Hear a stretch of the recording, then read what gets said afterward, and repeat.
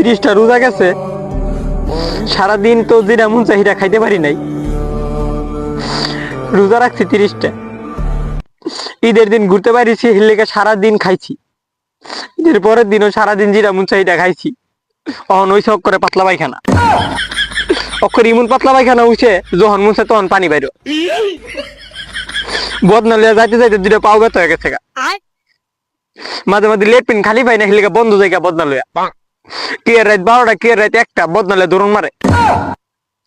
এই যে বদনা লিয়া যে দৌড়াদৌড়ি করি, মানুষের খেত হাঁকবে বলে মানুষের দৌড়ানি। কই যাইতাম না, ওনার ভালো লাগতেছে না।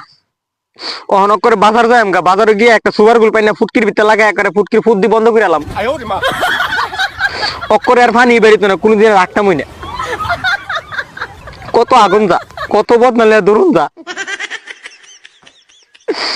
এই যে আঁকতে আঁকতে আমার ফুটকি মুটকি সব পুরো শৈল ব্যথা হয়ে গেছে গা।